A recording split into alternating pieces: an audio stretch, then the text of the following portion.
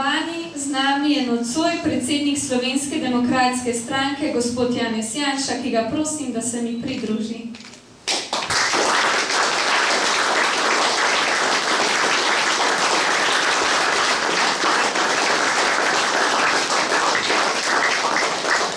Gospod Janez Janša je že mnoga leta predsednik Slovenske demokratske stranke, podpredsednik Internacionale krščansko-demokratskih in ljudskih strank, bil je predsednik 5. in 7. vlade Republike Slovenije, leta 2008 je predsedoval Evropskemu svetu.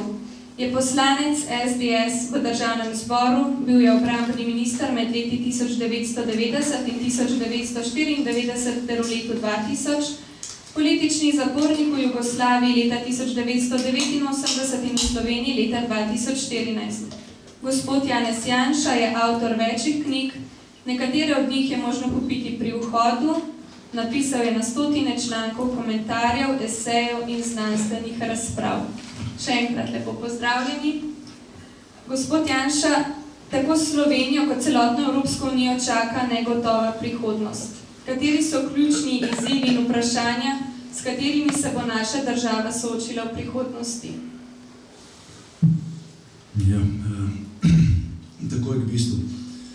Najprej lepo zdrav, lep dober večer, sem skupaj tudi opravičilo za to neljubo zamudo na začetku. Imate tudi neke ovire na cesti, ker nismo računali. Hvala tudi za lep kulturni uvod v ta večer, prav prisrčno. To okolje je zanimivo, bil sem mnogokrat pod kakšno plezalno steno, nikoli še nisem predaval pod njo. Da je mogoče tudi to prispelo k temu, da naredimo ta večer bolj zanimiv in bolj višinski. Če bom predolg v teh odgovorih, me prosim kar prekinite, tako da bo več časa ostalo tudi za vaše vprašanje, pa za vaše komentarje, ker tudi mene zanima to, kar vi mislite o tej situaciji, v kateri smo in ki je pač pred nami. In res je, kot je bilo rečeno v samem vprašanju, kot tudi prej v vodnem nagovoru in predsednice in vas, da smo pred nekimi časi, ki so negotovi. Zdaj, ali bodo dobri ali slabi, bomo še videli. Ampak za razliko od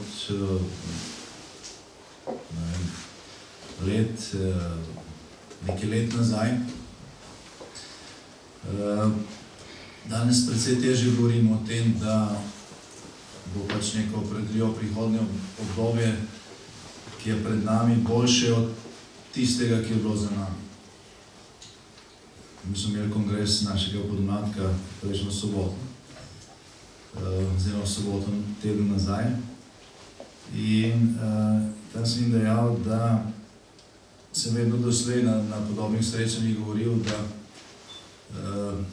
mlada generacija pač gledati na prihodnost tudi z očali ali pa skozi prizmo neke medgeneracijske solidarnosti, ko pač od tekočega dela plačujemo ali pa plačujejo ali pa bodo plačevali v pokojninske sklade, zdravstveno zavarovanje in tako naprej, ker imamo pač te solidarnostne socialne sisteme v glavnem.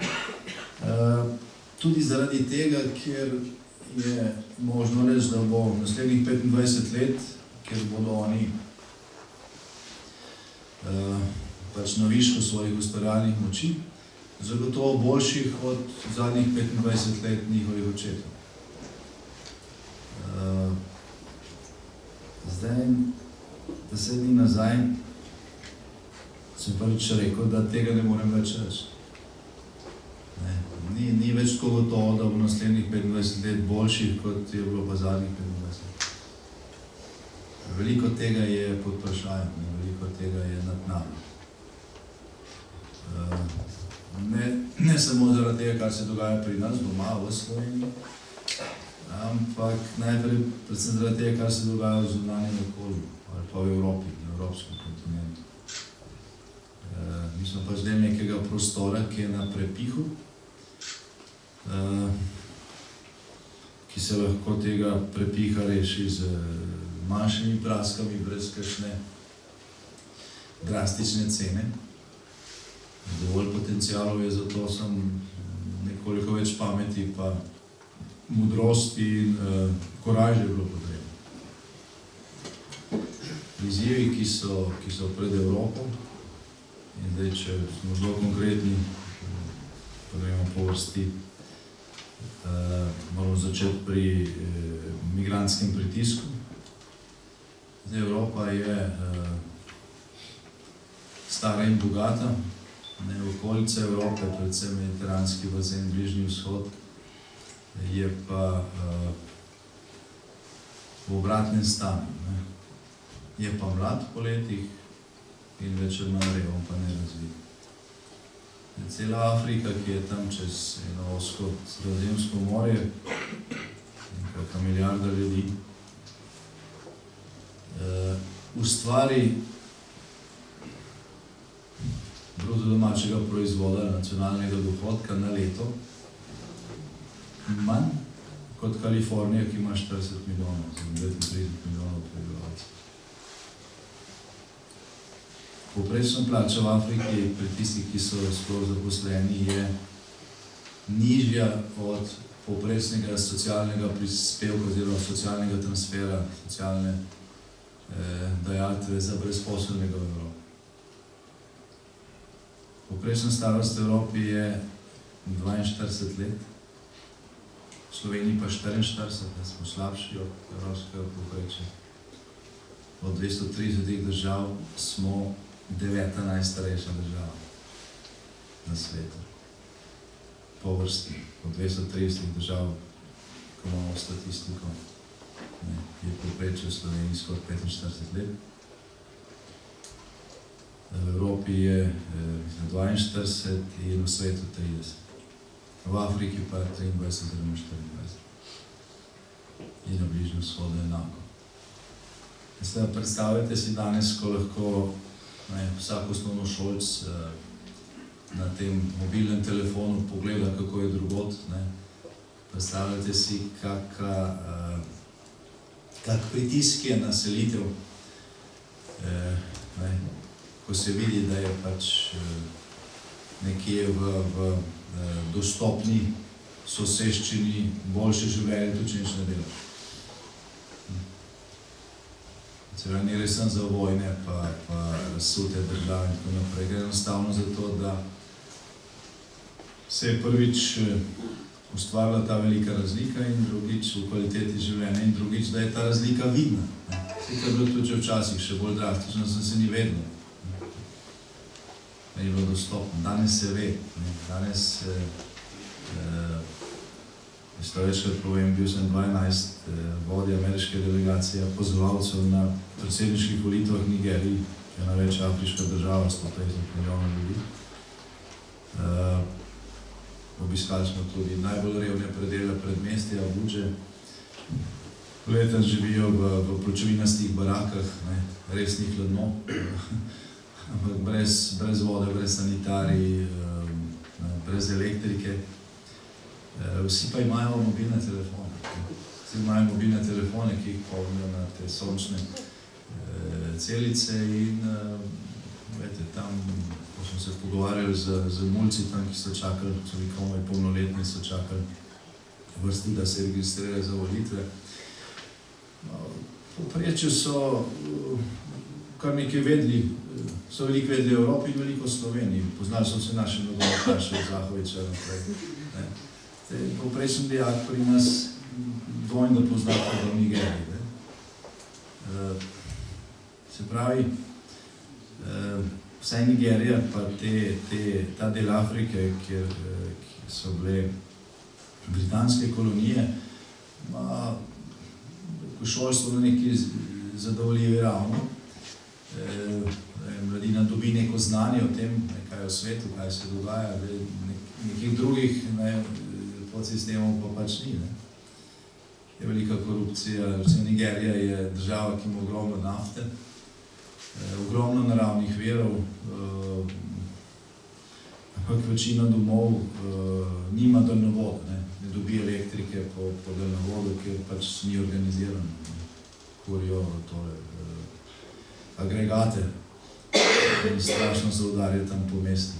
Vsaka hiša ima agregat in ker je nafta, predvsem, ko s tem dela elektrika, predstavljate si, kakšno je ozračje.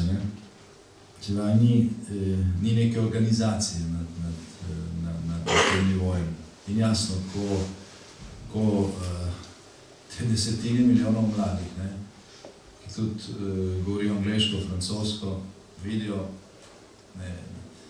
kakšna situacija v Evropi, kako tam zaproši za azil, pa tako dobiš nek standard, ki je tam nepredstavljiv. Glejte, mnogi naredijo vse, da pridejo do tega. In ta pritisk ne bo pojenil. Ta pritisk ne bo pojenil in tukaj samo, in to je Evropa popolno spregledala, ne vsi, ampak tisti, ki so imeli škarje in platno v rokah, se na to se je opozarjalo. Tako da zdaj je to, vode so narasle, poplava je zelo ni bilo, na hitro se je nekaj gradilo. To je, Evropa tukaj rabi, mi smo sicer predvsem to gledali, ko je ta val prišel v Evropo po tej tako imenovani zahodni balkanski poti. Ko se je to umirilo, se nam zdi, da tega ni več, pa ni res.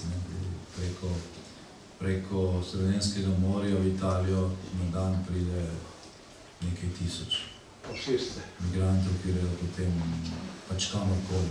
Italija je zelo propustna. Tudi po zahodni balkanski poti se da tišel podatek, čeprav se to ne vidi več, ker sem prihajal kolona, ampak na vlakih pač ti potapci. Ljudi in tako naprej. Prihaja na stotine ljudi vsak naše v Evropi, predvsem iz Azije, Afganistan, Pakistan, Sirija, Egipt, Turčija tudi, potem, kar se zdaj dol dogaja. In to je trenutno najbolj pereč problem Evrope. In Evropa mora tukaj striktno zavarovati meje, vzpostaviti migracijsko politiko, kot jo ima Kanada, Amerika, Avstralija, Nova Zelandija, ker ti lahko tja prideš, samo moraš izpolniti določene pogoje organizirano in seveda sprejme predvsem tiste, ki nekaj znajo, ki jih lahko uporabijo in ki nekaj prispevajo. Ki niso strošek, ampak ki so investicije. Amerika, Kanada, Avstralija, delno drugače, ampak predvsem ti dve državi sta nastali na ta način. Se pravi, zavarovati je treba meje in vzpostaviti resno migracijsko politiko za celo Evropo, ker nič ne pomaga, če ena država ne spoštuje Schengen, druga ne spoštuje. Pol, ko not prideš, si del ni več meja, ker so znanje meje pade, se vzpostavljajo notranje, zdaj greš v Avstrijo, moraš pokazati potni list, kam smo prišli, in to samo zaradi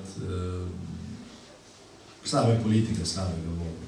Drugače, vse evropske države, ki so del Schengena, imajo dovolj kapacitet za varovanje meje, tiste, ki jih nimajo, so deležne pomoči. Evropa v celoti ima absolutno zadostne kapacitete, pa pač niso bile uporabljene. Šele potem, ko je to vplivalo na situacijo v nekaterih državah, se je reagiralo. Drugi tak problem za Evropo je, ali pa so ti hladnovodni apetiti v Moskvi. Iz Rusije ni nastal partner, kot je nekaj časa kazalo, tudi zaradi napak, ki so se delale na tej strani, na zahodu, sem zaradi njihovih. Ampak se tam pač obojajo nekateri apetiti, ki so bili značilni za sovjetski rdeči imperij. Danes Rusija s temi tako imenovani zamrznjenimi konflikti že tako ali drugače delno nadzoruje 6 držav v soseščini, tudi Ukrajino, ker je vzela Krim, kljub vsem tem mednarodnim garancijam. In ta grožnja za vzhodni del Evrope je postala realna. S tem, da ni tukaj spet Moskva oziroma Ruska federacija tako močna, pojedo nekaj številk, to je samo vtis. Dejstvo je, da Evropa izpade tukaj šibka. Tudi Amerika v času administracije Baracka Obame je bila šibka. So nekaj govorili, posredovali nekaj, pa se umaknili, postavili mejo, kot v Siriji, pa pol niso intervenirali. Tako da je spet prišlo do problema zaradi tega, ker je bil njegov šibek, čeprav dejansko ni. Zdaj, Putin oziroma Rusija, Ruska federacija spravi na leto okoli 60 milijard evrov, oziroma dolarjev, 60 milijard dolarjev proračuna za vojsko. To je sicer velik denar, ampak približno to da tudi Velika Britanija. Več od Rusov da recimo Saudska Arabija. Ameriški vojaški proračun je pa 10-krat več. Pravi, Ruska federacija je pa neki vojaški moči, tam nekje Francija, pa Velika Britanija. Evropa v celoti je seveda bistveno močnejša, če bi se na začetku jasno povedalo, kje so imeli te krize v Ukrajini, niti v Gruziji, niti nikjer drugih. Čez ti šibek je nekdo, ki je v bistvu po realnih performansah šibkejši, lahko izpade kot ne vem kaj. Zdaj, dobra ilustracija je Sirija. Če bi naredili anketo, mogoče do tukaj dvorani, kakšna je vojaška prisotnost Rusije v Siriji proti ameriški, ali pa v tem delu sveta, bi dobili popolno napačne podatke, napačne odgovore, ker večina ljudi danes zaradi propagande, zaradi televizije in tako naprej prepričana, da je tam ena silna ruska vojaška moč. V resnici ima tam Rusija 50 avionov, Amerika pa 1000 v tem delu sveta. Zdaj, ni nobenega razmerja. Ampak seveda, eno je imeti potencial, drugo je pa ga uporabiti. Tako da tudi tukaj je situacija rešljiva, lahko se zagotovi stabilnost in mir. Tudi v vzhodni soseščini Evrope, samo ne na enak način, kot se je problem delal. Zdaj, tretji problem, ki je pač povedan s tistim prvim, je demografska slika Evrope. Demografska slika Evrope. Ne samo, da smo stari v povprečju v evropskih državah. Tudi tam, kjer je rodnost večja, v tistih državah ali pa v delih tistih držav, kjer je rodnost večja, to običajno niso Evropejci, ampak so priseljenci, ki s tem tudi rešujejo socialni položaj. Socialna država v bistvu financira nekaj, kar v kulturi vsaj na začetku ni evropsko. Čas pride do integracije, časih ne pride. Večinoma ne pride, zato imamo te velike probleme in nemire v določenih, predvsem velikih mestih, Franciji, Belgiji, sredi Bruslja imate, sredi evropske prestolnice imate en kvart, ne vem, če je že kdo tam bil, kjer, kot je prideš, misliš, da si v nekem turškem naselju v Antaliji, ne v sredi Evrope. Da ste videli nobenega napisa v francoščini ali v kakem evropskem jeziku. Vse je tako kot pač nekje drugi. In to je veliko moč. Bruslja, ki je tako rekoč evropska prestolnica. Podobno v nekaterih predelih velikih švedskih mest, pariška predmestja, marsikje. Tako da ta teorija o multikulturnosti, ki na koncu zagotavlja neko integracijo, to je vse padlo v vodo, to je se izkazalo za blef, za prodajanje megle. Tukaj je bila dolgo časa neka politična ločnica med evropskimi socialisti in med Evropsko ljudsko stranko, se pravi našo grupacijo. Mi smo vedno zagovarjali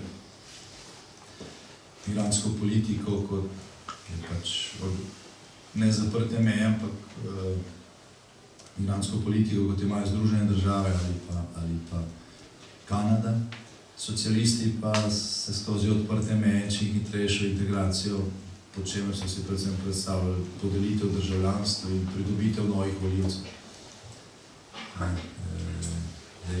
Levičarski programi večinoma ne dajo nič na narod, na identiteto, na družino. In zaradi tega je to, kar zastopajo v zadevi migracij, zelo skladno s tem, kar počnejo. In na koncu seveda tudi predvsem za volivce. Najdete kakšne resolucije ali pa dokumente, kakšne socialistične stranke v Evropi, tudi te krovne stranke evropskih socialistov, ker tega niti ne skrivajo. Da so za njih odprte meje način, kako se poveča volilna.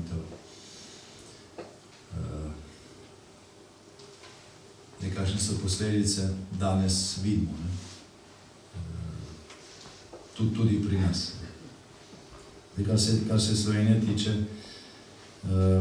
kot že rečeno, imamo eno najstarejših prebivalstv na svetu, ne samo v Evropi, smo tudi slabši od evropskega povprečja.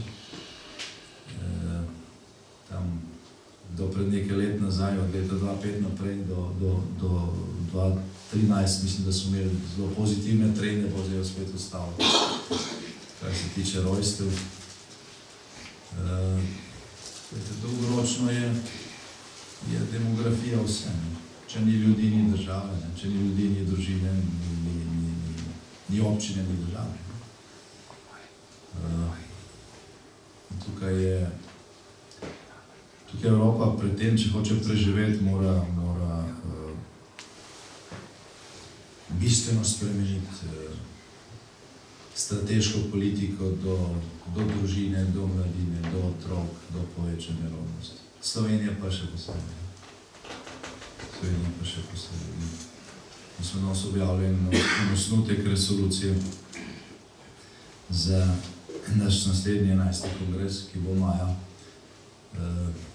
je na spletu, na naši spletni strani, tudi na Facebooku, vabim vas, da si ga preberete, ker tam temu problemu posvečamo veliko pozornost. Je ključen, dolgoročno je to ključno.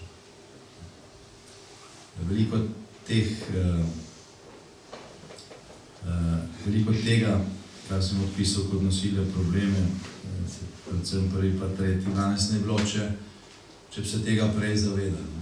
Ampak slika se je drastično spremenila. Pred 50 leti je bila rodnost v Evropi še enkrat večja. Pred 50 leti je pa po drugi strani Iran imel 28 milijonov ljudi, danes jih ima skoraj 80. Enako Egipt, Turčija, Jordanija, Sirija do tega razpada. Države se je enako. In ker gre tukaj za večino muslimanske države, je to še dodaten problem. Je to tudi trg dveh nekompatibilnih kultur. Dve tudi zelo različni kulturi lahko živite v miru in sožitju, tudi če sta, kar se tiče življenjskega stila in sloga, v določenih točkah nasprotni, krščanstvo pa islam sta si, v nekaterih točkah ne sem različni, ampak nasprotni. Ampak lahko živita brez konflikta, če se vsaka na svojem. Če pride do nasilnega mešanja, pa to neizogiben konflikt in to se ne dogaja. Dogaja se znotraj, dogaja se za tem pritiskom in tega radikalnega islama se mora Evropa očistiti, sicer bomo naslednje stoletje živeli v strahu, ali pa ga niti ne bomo preživeli. Te izjave, ki smo jih slišali zdaj, ko je šlo za to zaostritev med Turčijo pa temi državami Zahodne Evrope, ker niso pustili ali pa so omejevali ta zborovanja, ki jih imajo za Turki pred referendumom. Te izjave so kar grozljive. Nek turški časopis je pred dnevi objavil na naslovnici naslov s takimi črkami, kjer je pisalo Nizozemci imajo 40,000 vojakov, ne? Naših je pa tam 400,000. Zdaj se to v nekih realnih terminih ni problem. Problem je, da se ta govorica uporablja. Ker iz take situacije potem pridejo konflikti in iz groženj, ki jih mogoče na začetku niti nihče ne misli resno, ne, se lahko marsikaj razvije, kar dokazuje zgodovino.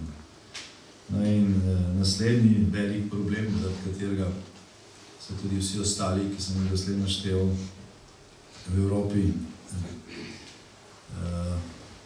nekako eskalirali do te stopnje, ko govorimo o neki hudi krizi, o grožnji, da bo Evropska unija razpadla.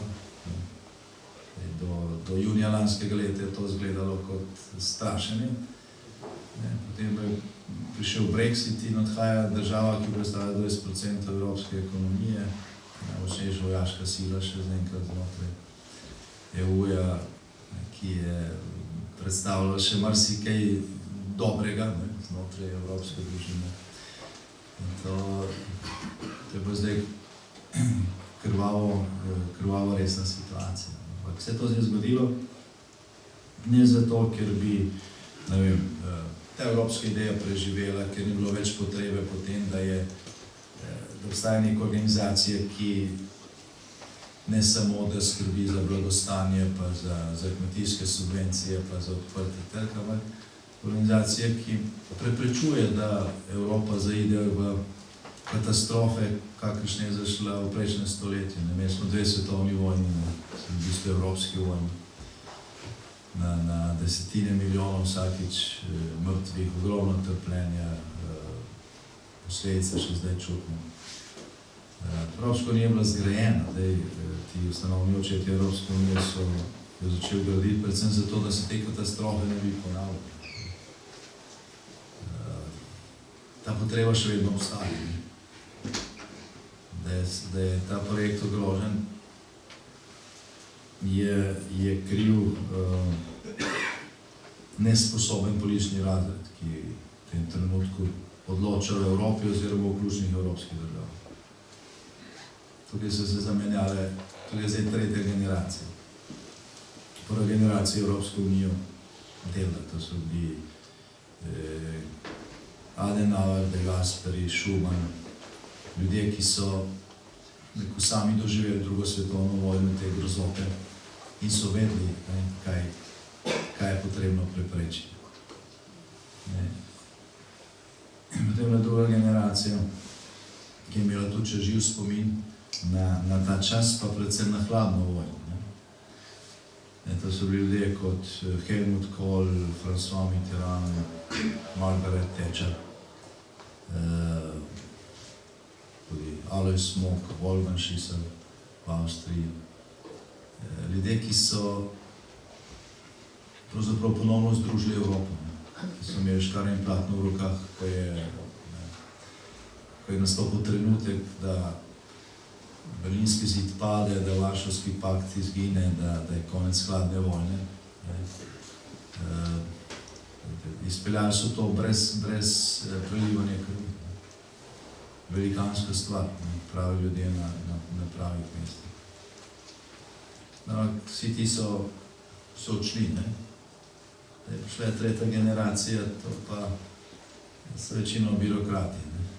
Jaz skoraj vse osebno poznam in pač to govorim iz osebne izkušnje, ker ni tega premisleka o nekih temeljnih vrednotah, na katerih je Unija nastala, o temeljnih razlogih, za česar je prišlo do tega povezovanja, kjer je v ospredju dnevna politika, ki je tudi potrebna, ne smeš pa zaradi tega izgubiti strateških ciljev izpred oči, ki se vsi bojijo, ali bodo še enkrat izvoljeni, ali ne bodo, in se pa tukaj delajo kompromisi, kjer se zavozi, kot je Nemčija ali pa nemška kanclerka, pri tisti izjavi, da pač pravila ne veljajo in da migranti lahko kar pridejo. Potem pa, ko se vidi, da je nastala katastrofa iz tega, se pa gre v nek dogovor s Turčijo in se postaje celo Evropo za talca s tem dogovorom, ker Erdogan zdaj lahko mirno izsiljuje za vsako stvar, če ne bo tako, bomo spet odprli meje, pa boste imeli problem. Zdaj ne bi isti problem, ker so pač elekcija vzeta, ampak vseeno, lahko bi imeli velike težave. Se pravi, slabe odločitve, ki se ne priznajo, temu sledijo potem neke odločitve, ki to popravljajo do neke meje. No in zdaj tako, da skrajšam, sem rekel, naj prekinite, če bom predolgo. Letos lahko v Evropi vse spremeni. In to tako, da bo vplivalo tudi na nas. Evropska unija, kot je nekje po tej zadnji Lizbonski pogodbi, je za Slovenijo ugodno. To, ne glede na to, da ima veliko pripomb in da bi marsikaj moralo biti drugače, predvsem vodeno moralo biti drugače. No, vseeno, struktura je dobro zamišljena. Težko, nikjer na svetu, ne v zgodovini, ne zdaj ni bilo neke povezave, kjer bi pri nekaterih ključnih odločitvah, recimo država, ki nas je 2 milijona ljudi, imela en glas, toliko kot država, ki ima 100 milijonov ljudi, se pravi 50 krat več. Drugo je, ali se ta moč zna uporabljati in izkoriščati, ampak formalno obstaja. Formalno obstaja. Slovenci prvič v zgodovini nekaj dobimo od drugot. Od leta 2004, odkar smo v Evropski uniji, smo na leto za hitrejši razvoj, za tako imenovano kohezijo, dobili tam povprečju $0,5 milijarde na leto, kar je za nas velik denar, glede na to, da imamo za skupaj spravno manj kot 10 milijard letnega proračuna. V tem trenutku je to evropski denar edini resen denar pri investicijah, se domačega ni, kot mi ustvarjamo. Više je to damo za obresti, za dolgove, ki smo se jih nalezli. To okolje je ugodno, tudi ogroženi nismo prvič v naši zgodovini. V našem interesu je, da bi seveda to obstalo. Žal pa na tej točki seveda pride do izraza specifične teže. Roko na srce, v Sloveniji gre lahko z Evropske unije, lahko dela kar hoče, tudi če hotla porušiti unijo, ne more. Ne more pa tudi rešiti. Usoda Evropske unije in s tem tudi naše usode se pač odvijal na volitvah v Franciji pa Nemčiji. Najprej v Franciji, potem v Nemčiji. Od rezultata teh volitev je odvisno Evropski voz naprej. In zaenkrat, ne glede na to, da so danes vsi euforični zaradi tega, kar je bilo na Nizozemskem, ne vemo, kaj bo. Vse se lahko zgodi, vse je odprto. Tudi Nizozemska z 10 milijoni ne more niti rešiti, niti ogroziti strateško Evropsko unijo. Če gre Francija z Unije, stvar zaključena. Če gre Nemčija z Unije, stvar zaključena. Unija ni več. Je pol samo pač nekaj velikih držav, nekaj centrov in obrobje, ki se mora znajti v takšni situaciji. In smo tako daleč, da je treba tudi o tem razmišljati. Slovenija mora pač stati in obstati, tudi če Evropske unije ni več, tudi če to okolje razpade. Zdaj je verjetno že kako naslednjih vprašanj, že je treba vprašati, kaj smo delili za to, da bi pripravljeni tudi na tako situacijo. Nekaj dni nazaj smo poslušali obrambno ministrico, ki res ne vem, zakaj je tam, ki je rekla, da je seveda stanje slovenske vojske res slabo, ampak treba je, da mora biti več let, da to popravimo. Vete, čez več let ne bo nič pomagalo. Vete, treba urgentno popraviti. Če smo bili sposobni v manj kot enem letu se pripraviti na osamosvojitev in na obrambo države, na to, da smo vojsko sploh naredili, je možno tudi popraviti to situacijo. Prej kot več letih. To je katastrofalna izjava v tej situaciji. In potem silne razprave, ali se bo dalo za našo skupno varnost 30 milijonov več, ali ne, krati pa brez enega samega vprašanja vlada lani v proračunu 130 milijonov za migrante. To je popolnoma nora politika tudi pri nas. In če govorimo o tem nedoraslem političnem razredu na ključnih pozicijah v Evropi, mi smo glih tam, smo na isti ravni problemi. To je enormno. Tudi ta podatek sem ga prej povedal, skoraj 45 let povprečna starost v Sloveniji. Hkrati pa, gledajte, strošek na enega prosilca za azil je 1263 evrov na mesec. 1263 evrov. Ne dobi to pomoč, to je cel strošek, ki ga morate pa plačati, ki se ga plača in to je pomembno. V državi, kjer je minimalna plača trikrat manjša, kjer so stroški dokladi, primerjavi s to številko, mizerni, ker so štipendije mizerni. To je uničevalna politika. Gremo stran od tega, kar bi morali dejansko početi. Slovenija mora delati prvič intenzivno, da se to ugodno znanje okolje ohrani. Ne to, da smo majhni, imamo lahko dobre ideje. Mi smo tukaj aktivni in v takem kaosu, kakršen je zdaj, so te ideje pač pomembne. In drugič, morali bi se pripraviti tudi na situacijo, če na scenarij B. Na scenarij B. Pa tega ni, pač ni nikjer videti. Že fajn, da se borimo za teran. Sam čez eno leto bomo lahko v situaciji, ko se nam bo to zdela velikanska neumnost, ker smo s tem sploh ukvarjali, popolnoma nepomembno.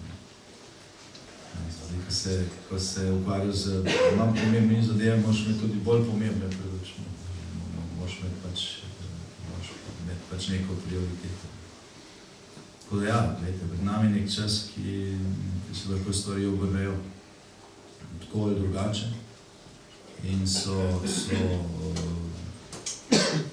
zaenkrat, je tako kot, včasih smo rekli na vasi, kot imel hudič mlade. Karkoli se zgodi, se narobe obrne.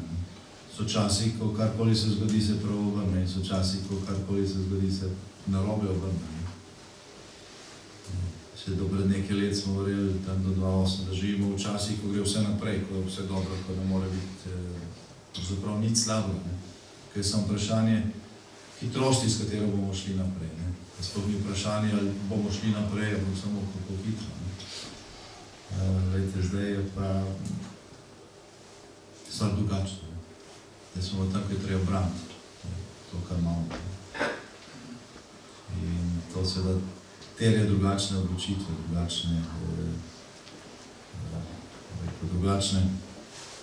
drugačno zavedanje situacije, drugačno participacijo. Zdaj prihaja čas, ko se bo moral vsak med nami vprašati, kaj se lahko naredim za to, da bomo to, kar imamo, vsaj obranili. Ko ne možno več to prepuščati tistim, ki eventualno gredo na volitve na zadnjih volitvah, ki je bilo samo 50%, ali pa ki se nekoliko bolj zanimajo za stvar, češ bo že, ne bo. Ker se je tako mislilo, smo ravno prišli vsem, kjer smo.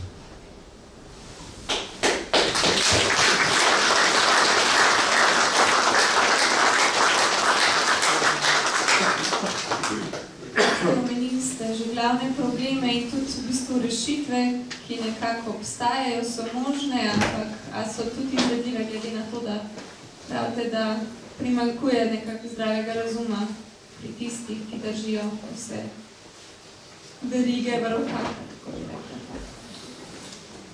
Rešitve so možne tudi. Noben od teh problemov, ki ga danes imamo, ni tak, da se vsaj neki obliki z njim v zgodovini ne bi človeštvo že kdaj soočilo. V zgodovini se je možno se naučiti. Vprašanje pa je, ali bo v evropskem prostoru, ki je prostor demokracije, volitev, referendumov, tudi neposrednega in posrednega predstavništva, ali bo v tem prostoru, kjer je tudi veliko zavajanja, tako imenovane politične korektnosti, ko stvari ne smeš reči to, kar je, ampak je treba iti po polju, se da to manipulirati v nekem prostoru, kjer je prišlo do hudih zahajanj, tudi do izrojenosti, marsičesa, ko se kot neka vrednota, propagirajo stvari, ki ne morejo biti vrednota. Lahko gremo v te debate in jih naštevamo, ko se neke ključne stebre civilizacije in neke normalne človeške družbe razglašajo za nemoderne, družina, to je preživeto, spola ni, vsak si lahko sam izbere spol. Ko smo nekje na tej točki, ali pa dva moška lahko posvojita otroka, je to normalna družina. To ni normalna družina. Zdaj, če bi lahko v istospolnih zvezah gradili prihodnost, bo ta prihodnost dolga natančno 30 let. To ne bo več. Eno je formalna enakopravnost, to, da se nikoga diskriminira, ki je vse v redu.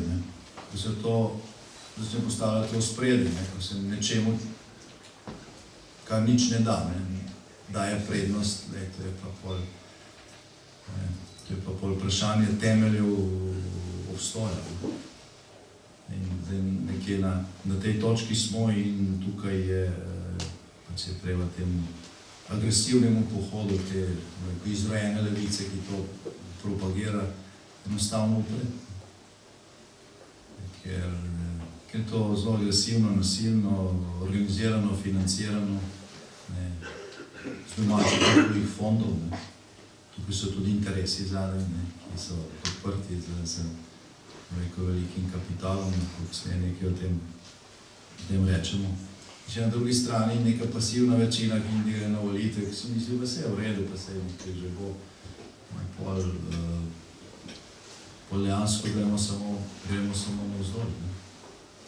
In ne obrnejo se stvari na bolje, kar sami od sebe. Ker se predolgo čaka, je stvar nepovratna. V zgodovini so propadle številne civilizacije, sjajni imperiji, ki so bili tudi komisani, vse zdaj gre v redu, za vse še kar v redu, bodo že drugi kaj naredili, ne. Pa je bilo konc, ne. In si začel, propad se je začel takrat, ko so začele padati meje in vrednote. To je vsako skupnost še razbilo. Kakšna prihodnost pa čaka nas, mlade? Tako bom rekel, kakšno si boste ustvarili, ne.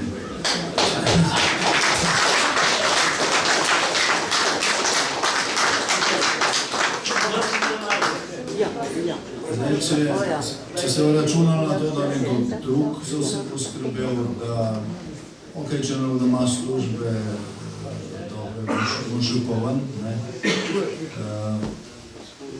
Na neki točki bo tudi teh alternativ zmanjkalo. Mlada generacija se mora v bistvu zbuditi, zaenkrat ni zbujena. Sej, nikoli v zgodovini, tudi takrat so najbolj prelomni časi, nobena generacija, nobena mlada generacija ni bila kar vsa aktivna. Če pogledamo ta prelomni čas 90-ih let, čas slovenskega osamosvajanja, demokratizacije, pravi, takrat je bila aktivna mladina. Jaz sem takrat mlad, in vem, koliko mojih vrstnikov je bilo aktivno. Mogoče vsak 10. Ampak je bilo to že veliko. To, ko se šteješ, so to 10 000. Bi pripravljali nekaj narediti, na koncu prijeti za orožje in braniti domovino. Tako da, ja, večji del, pa je treba, večji del generacije se pač mora zbuditi in se zavedati, da pač je to njihova prihodnost. Ne bo drugih, ki bodo poskrbeli za njih. In se tudi ne bati, da nič ne znamo, mimo izkušenj. To se vse dobi, če je volja. A še kdo od obiskovalcev, kakšno vprašanje?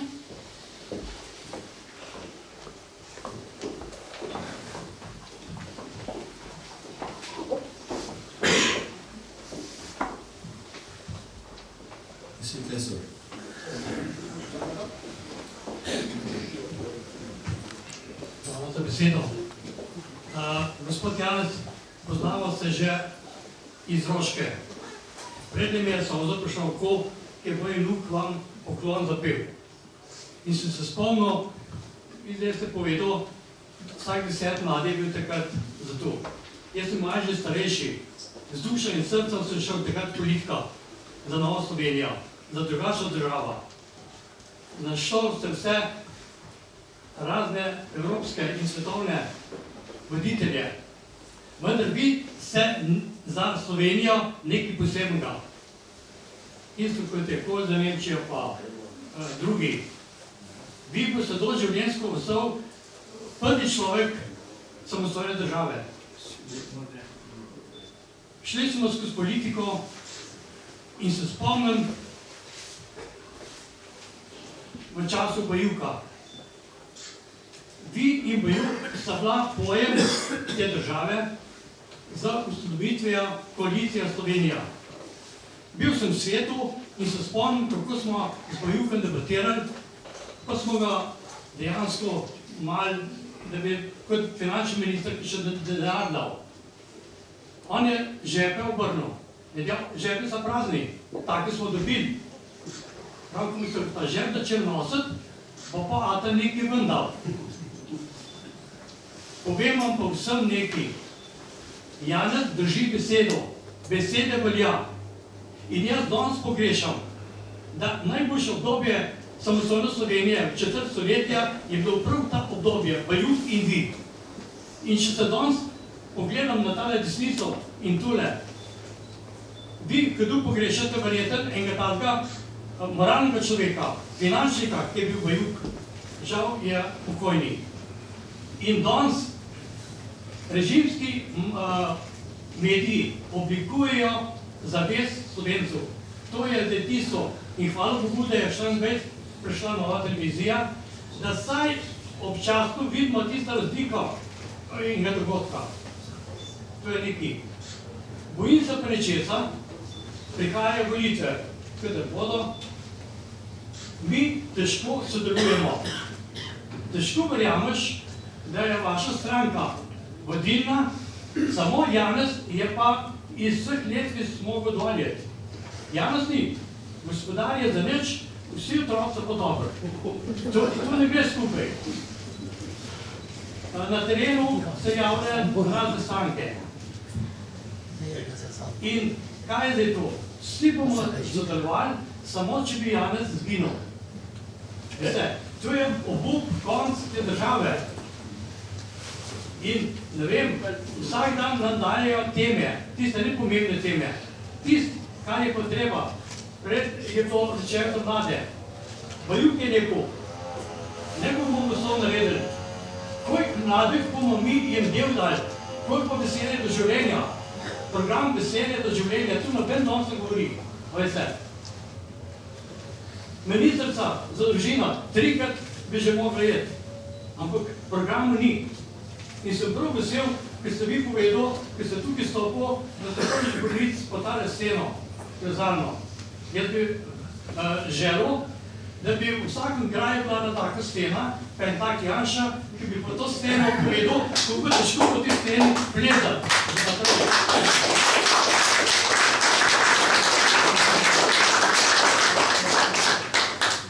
Želim, da bi pamet Slovenca srečala. Tega nam manjka, ne samo imeti, treba tudi dati, tudi nekaj prispevati. In tega ni. Veste, solza, ki smo jo imeli na Roški, je še potrebna. Je še potrebna. Mi smo pozabili, a parod, ki se je rodil, sploh ne ve, kaj bi to hodil.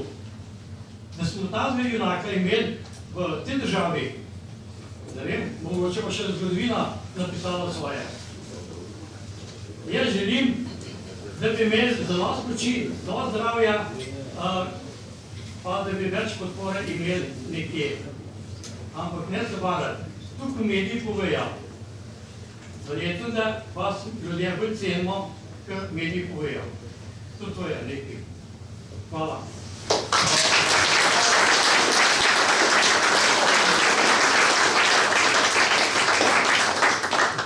Ja, hvala lepa, mogoče sem par stavkov komentarjev. Ja, gledajte, ko je prišel dr. Bajuk v Slovenijo, takrat, on je bil direktor Medameriške razvojne banke za Evropo, z sedežem v Parizu, z izjemno plačo, stanovanjem, standardom in tako naprej. V letih, ko bi pravzaprav že pošel v penzijo, pa je kljub temu sklenil, da bom šel pomagati domovini, ki sicer ni bil nič dolžan, ker je moral v tujini kot sin beguncev se bo stavil na nogi. Se pravi, prišel delati sem za verjetno 20krat manjšo plačo. Najbolj pa sploh ne za plačo, ker pač je trajalo, preden smo 2-4 zadevo obrnili, če pač tistega pol leta 2000, ko je bila vlada zanemarna. Ko je on prišel, se je stvar spremenila. Smo bili partnerja, dalo se je sodelovati. Verjel je, da si pač stranke na istem političnem polu, če sodeluje, ne jemljeno drugi, kot zdaj pridvejo, ampak si dobijo več. Smo to tudi dokazali. Tako kot je on pol dokazal, da lahko z nižjo stopnjo davka pobereš več davka, ker se gospodarstvo bolj razvija in če je velika vsota, z nižjim deležem od te vsote dobiš več kot z velikim deležem od majhne vsote. To je edini finančni minister doslej, ki smo ga imeli, ki je to udejanjal. Vsi ostali tak ekstrem to smer je bil Franci Križanič, so razlagali, kako smo v krizi zato, ker so davki premajhni. Če bi davki večji, bi več denarja pobrali, pa bi več imeli, pa bi lahko izdali za socialo in zadevo na ekstra. Noro, tako je, Gospodinstvo ne morate tako spraviti v pozitivo, kaj šele država. Ampak razen dr. Bajuka, nismo imeli finančnega ministra, ki bi neke te osnovne stvari zastopili. danes spokojni. Danes spokojni in v mladi generaciji ali kjerkoli, no, se bodo morali pojaviti novi ljudje. In reče enako kot dr. Bajuk. Spomnim se, smo sedeli v Parizu v 22. nadstropju hotela Lafayette, ko je bila tam neka konferenca, zvečer pozno. In smo ga prepričovali, ne pride nazaj. In je razmišljal, pa družina, to pa hčerke, tukaj študirajo v službo, to je veliko odločitev. Ampak pol na koncu je rekel, pridem, velika žrtva je bila v tem. Ja, še nekaj Bajukov pa se stvari lahko spremeni. Sej so v Sloveniji. Prid mora do tega. Pa ljudem mora nasploh verjeti, da se da kaj spremeni.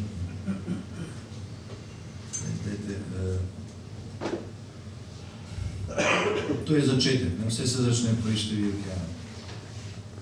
Vsak ima en glas. Lahko si revež, lahko si milijarder, na volitvah imaš en glas. Sej manipulirajo, pa kradijo volitve, pa se živo se da s propagando. Ampak na koncu je vendarle ne, en glas je ključen. Če se vsi ljudje tega zavedali, da je to v bistvu demokracija atomsko orožje, bi bilo pač drugače. Pri državnem svetu ima obvezne volitve. Ali pa vsaj volitve, ki so opredeljene kot tak državljanske dolžnosti. V Italiji se nisi kaznovan, če ne greš voliti, nimaš pa pravice do nobenih subvencij iz državnih sredstev. Pa še veliko drugih evropskih držav ima podobno urejeno. Pri nas tega noste nikoli nikjer prebrali, ker se tega boji. In skozi slišite, da sej desnica ima trdno volilno telo in nižjo udeležbo, boljši rezultat. Jok. Običajno tisti, ki je najmanj zadovoljen z stanjem, najprej nevoljivc, abstinent. Najnižja volilna udeležba je najmanj razvitih delih. Razlika med volilnim okrajem Maribor Tezno ali pa Šmarje pri Jelšah in Ljubljana Šiška 3 je 25%. 25%. Nepredstavljivo za neko normalno državo. Skratka, lahko narediš karkoli, lahko imamo mi 1000 zborovanj. Samo če to ne preskoči, da ljudje verjamejo, da lahko svojim glasom nekaj spremenijo, pač ne bo spremenil. Jaz sem tukaj v Borovnici aprila leta 1990 pred prvimi volitvami, mogoče se kdo spomni v avli šole. Nas je bilo toliko, da je vse veselo tam z balkonom in dragi po maši na delu. Stane Novačan je organiziral tisto demosovo zborovanje. In rezultat je dobro, takrat na volitvah. Res pa je, da smo takrat volili samo 2/3 parlamenta svobodno. Veliko tega, kar je danes problem pri nas. To, da tranzicija ni končana, ali pa ponekod ni uspela, ali pa da se ponekod stvar sploh obrnila čist nazaj, je rezultat tega, da po prvih volitvah ni bilo dovolj politične moči za spremembo. Bilo je komaj dovolj za osamosvojitev, pa še to je uspelo, za las. Vi živite v občini, kjer se je zgodila najpomembnejša stvar za slovensko osamosvojitev, pa se tega prašno noben Sloveniji ne zaveda. To je zavzetje tega skladišča orožja. To je najpomembnejša stvar za slovensko osamosvojitev. Če tega ne bi bilo in kasneje še drugih, mi se ne bi osamosvojili. Vsaj ne v naši generaciji. pa, ne vem, verjetno imate ne 30 partizanskih spomenikov v občini za vse živo, ne, ki jih ljudje bolj poznajo, kot pa tam dogodek. Verjeti je treba, da se da in dejansko se da. Zdaj, kaj se je zgodilo v Ameriki, zdaj lahko razpravljati. Nekomu je Donald Trump všeč, nekomu ni. Kako se pomislite o tem? Američani so s temi volitvami dokazali, da se jih ne da vleč za nos. Da se jih ne da več za nos. Da niso več mediji tisti, ki bodo rekli, kaj je prav in kaj je narobe. Da ima vsak tudi svojo glavo. Od 300 po vrsti, najmočnejših, najvplivnejših medijev v Združenih državah so samo 3 bili na Trumpovi strani. 1%. In še na dan volitev, na stavnicah bilo zelo malo teh, ki se je bilo zelo malo. Ker je tehnologija danes v Ameriki, pri nas nismo še tako daleč, gremo po isto smeru, pač omogočila, da ljudje neposredno komuniciramo med seboj. Niso potrebni več posredniki. Danes, če ste na teh družabnih omrežjih, na Facebooku, Twitterju, Instagramu, lahko neposredno nekaj napišete gor in pač tisti, ki ga to zanima, ki vas sledi, tako naprej, lahko to prebere, če hoče. Lahko pošle naprej, če se mi zdi to pametno. Pa se ljudje na ta način obveščajo. V Sloveniji na Facebooku 800,000 ljudi. Nekateri so imate 2-3 račune, nekaj fake, ampak je to daleč največja številka, bistveno večja od tega, kot jih gleda nacionalna televizijo, Pop TV, bere časopise. Delo ima 30,000 članov. Res pa je, da pri nas ta zavest ni takšna kot v Ameriki, da je bilo to neko primarno sredstvo ali pa neko primaren način komuniciranja in obveščanja.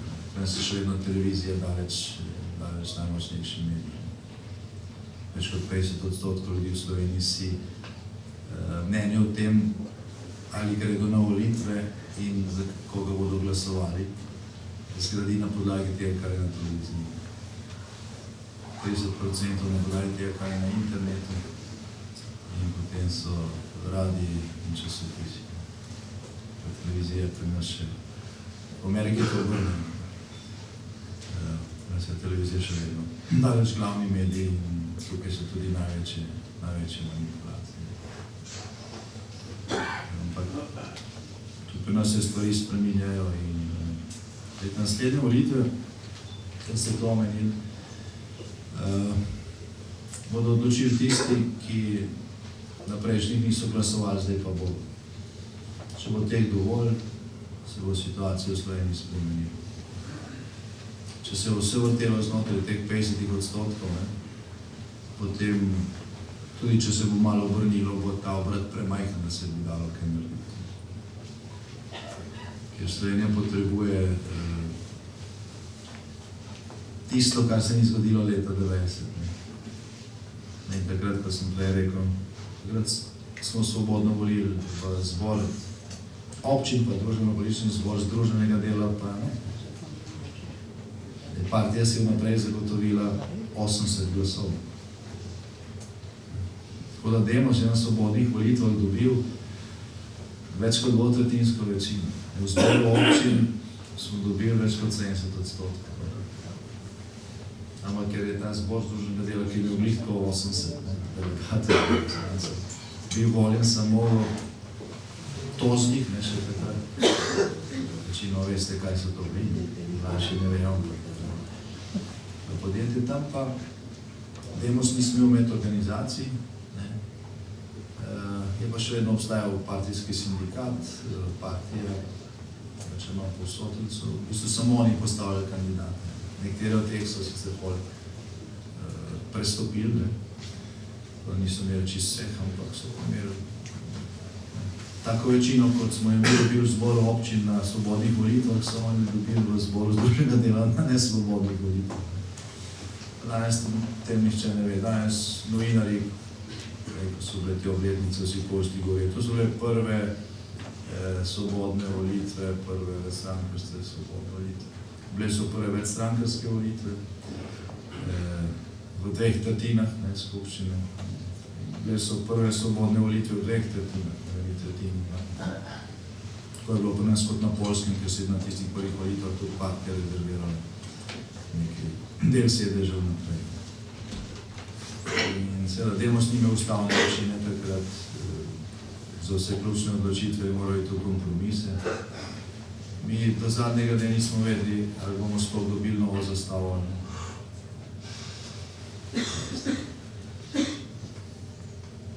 V nekaj urah je bilo treba pol sešiti. Smo vedeli, kakšne našitke dati na uniformi končno. Ker tisti, ki so nas napadli, so imeli tudi zvezdo. Vse je šlo za las. Predvsem zaradi tega, ker takrat je tiste prve volitve, tudi to vsi govorijo, ja, pač Kučan, kakršenkoli je takrat je zmagal in je bil predsednik. Jaz ne vem, ali je res zmagal. Zmagal je po rezultatu, ampak vse volilne komisije, ki so takrat štele glasove, so bile volilne komisije, kakršne so bile imenovane v enopartijskem režimu.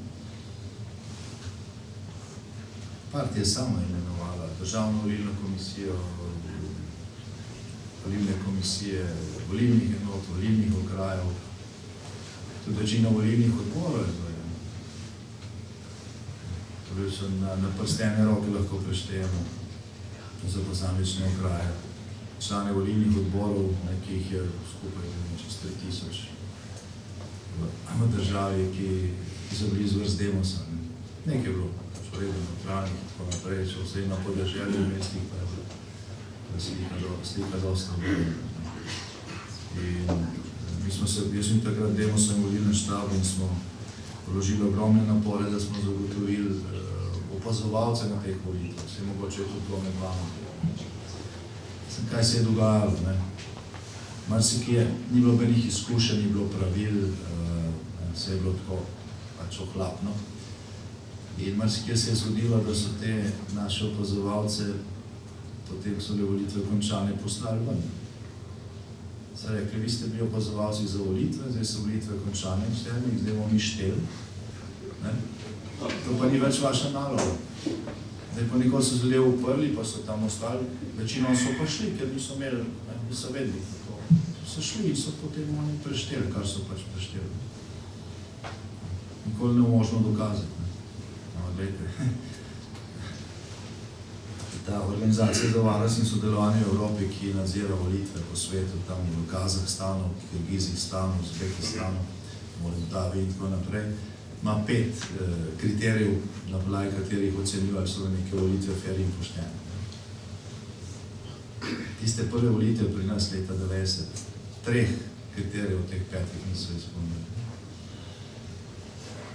Še vedno govorimo, da so bile takšne. So pa res bile prve večstrankarske, pošlo je do spremembe, bila je to podlaga tudi za osamosvojitev, marsikaj se je pozabilo. To, kar so Poljska, sicer po drugih, Češka, Češko-Slovaška, takrat Madžarska, naredila po teh spremembah, ko so nove sile dobile ustavno večino, tega Slovenija pač ni mogla, ker nismo dobili ustavne večine. Ustavne večine pa nismo dobili zato, ker je bilo marsikaj takrat zmanipulirano. In tudi to, tudi so bile še vedno volitve v Jugoslaviji. Jugoslavija v glavnem tujih opazovalcev ni spustila zraven na tiste volitve. Lahko so delali, kar so hoteli. Bilo ogromno pritožb, pisali tudi te pritožbe na Državno volilno komisijo, zaradi tega, ker je bilo vse zavrnjeno in mediji o tem sploh niso poročali. Stvar se je razgodil. Nekaj teh ostankov še vedno danes srečamo. Volitev v Ljubljani zdaj doživljamo, da cela volišča, kjer na tisoče ljudi glasuje, na koncu ni podpisov, pozabijo dati ljudem, da se podpišejo, kar je zdaj obvezno. To je pritožba Državna volilna komisija, to razglasi za manjšo napako, ki ni vplivala na rezultat. Še vedno se srečujemo z temi problemi.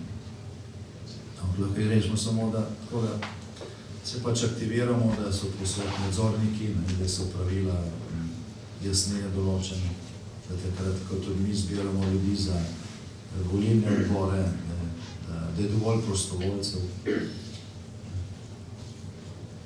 Z druge strani vedno dovolj predlogov, velikih težav. Mi imamo težave, ko nabiramo. Tam je že vse, eni so že 40 let, se že vse ve. Tako bo, kot bomo naredili, tudi od nas je odvisno.